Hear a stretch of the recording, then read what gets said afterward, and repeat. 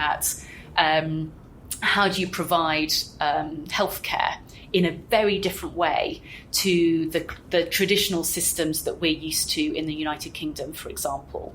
And so, developing apps that don't require a smartphone, so that your grandmother in a rural village in Zimbabwe can still remotely have her blood pressure checked through an analog phone, so that she doesn't then have to take 4 buses and take 6 hours to get to the clinic, wait in a line for 3 hours, and so on. So I think there are some really transformational technologies that already exist, and that companies are increasingly seeking to invest in to scale. And the same for education. And education and skills, not just for today, to create jobs in the first place, but how are we responding to the fourth industrial revolution and the impact that automation will inevitably have at some point in the economies of Africa. And is already happening in a number of areas. So that to me is at the heart of the solution, is making sure that people have the right skills to be able to go into jobs that are created, and indeed to create the right policy environment for companies to invest and expand their businesses in the first place.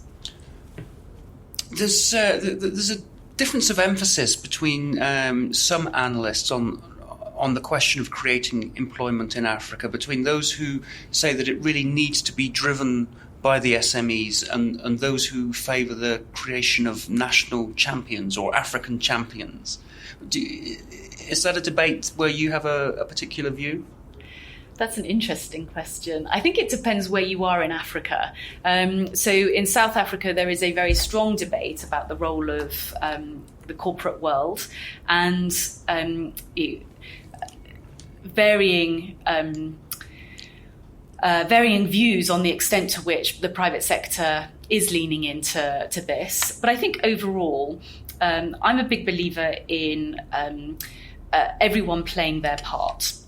And whether you're a small company, whether you are an entrepreneur setting out for yourself, or you're a corporate company or an international global company, everybody has a responsibility to create value-driven business that is ethical, transparent, sustainable, fair, that is creating meaningful jobs for the future, and playing a role in creating the societies that we want to be part of in the future. So this cannot be something that is only that only governments do. The private sector, whatever the size of your organisation, whether you own it or you are an employee, we all have a sphere of influence that we should use.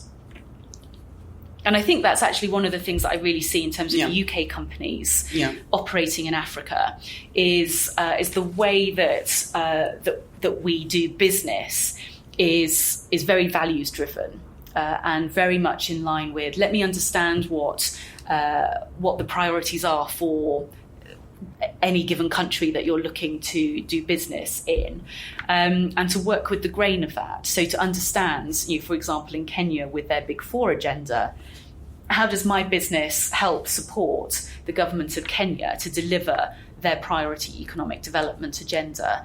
And how can I do my business in a way that reflects Kenyan society and expectations? And so I'm increasingly hearing stories of UK companies that are coming with their tried and tested model, having a look around, doing their research, building their networks, and understanding that they can do really good business here, provided that they slightly adapt or modify the way that they have done it in a UK context. And what sort of modifications would those be? So it would be, for example, it could be taking into account the need to work with local supply chain, and therefore building and supporting the creation and capability of that local supply chain. It can be understanding the need to or the desire to have more local people working in your company, and therefore the need to engage with skills provision for people in your local community, so that you're kind of investing in people and not just in bricks and mortar.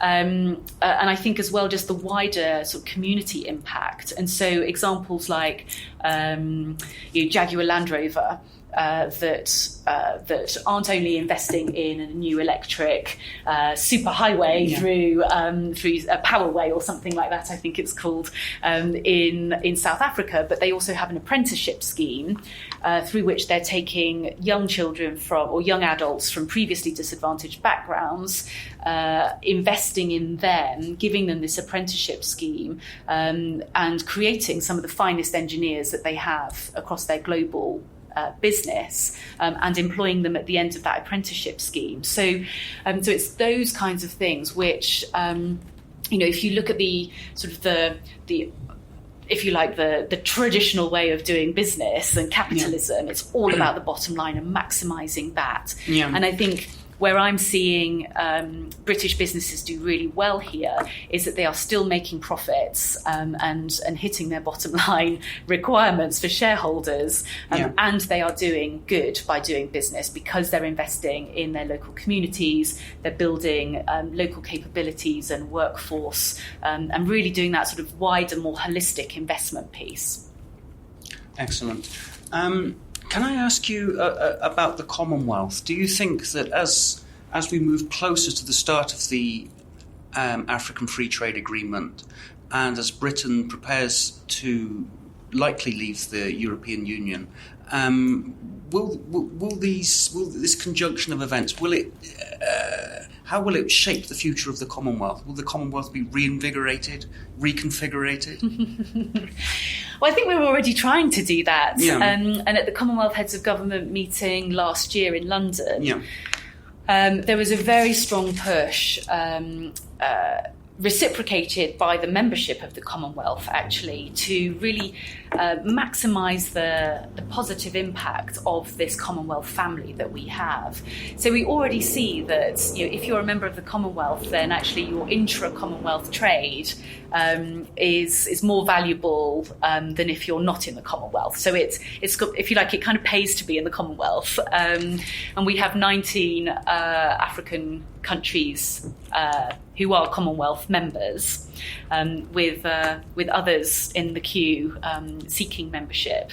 So it's a very live membership organisation, and I think we've seen some of these initiatives come through around the trading space about can you introduce Commonwealth standards to further facilitate the flow of business within the Commonwealth. There was a She Trades initiative, which was around how do we support more women in business within the Commonwealth context. And there were a number of initiatives, including around digital trade, actually, where the UK and South Africa are co-leading some work on this, to really grapple with the quite different opportunities and challenges that digital trade offer.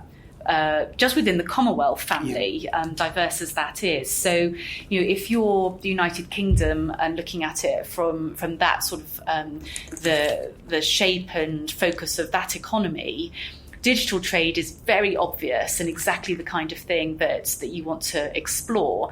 And you recognise that there are some losers in that potentially, but the upside of that is much more obvious.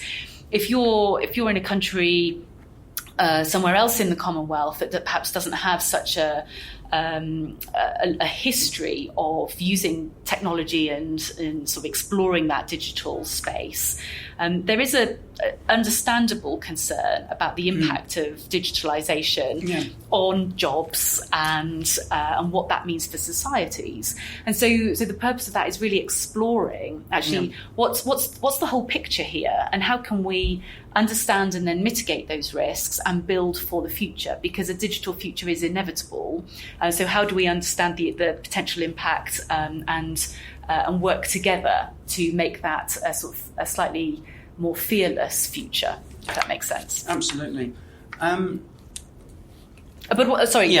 Just to add on, I mean, we are working really closely with Rwanda, who are hosting the Commonwealth Summit next year, and working really well on the trade agenda. And so I think that, for me, demonstrates that people really do see the value of trade and investment within that Commonwealth story, and then thinking about how that sort of manifests itself more globally. Do you think it's possible that more countries could join the Commonwealth? So, look, I think there are very clear criteria for joining the Commonwealth. We've seen, recent arrivals through Mozambique, for example. We know that there are countries that have expressed interest in joining, and so that the Commonwealth Secretariat is looking at that and will sort of examine that against the criteria of membership. But I think the fact that there are countries who still are actively exploring this membership suggests that there is viewed as something that is of value, of continuing value, and we hope increasing value. A final question, looking ahead to the UK-Africa Investment Summit in London in January. Yeah. What do you hope that summit can achieve, if it just achieves one thing? Just one thing? Well, look, it's designed to bring together African political and business leaders with UK business leaders and our own politicians and UK investors. And bring that ecosystem together so that we can showcase the existing investments that we have as the UK PLC, if you like, through CDC, with the support of UK Export Finance, pure private sector investment, and use that as a catalyst for more investment flows. So fundamentally, I want to see as growing that flow of investment, of good, transparent, sustainable, high-quality investment into Africa, because I think, and I don't just think this, I see it. I see African leaders, government leaders, really focusing in on driving foreign investment into their countries because they recognise that done right, that can actually really help them in the job creation, the economic growth and the diversification that they're aspiring to.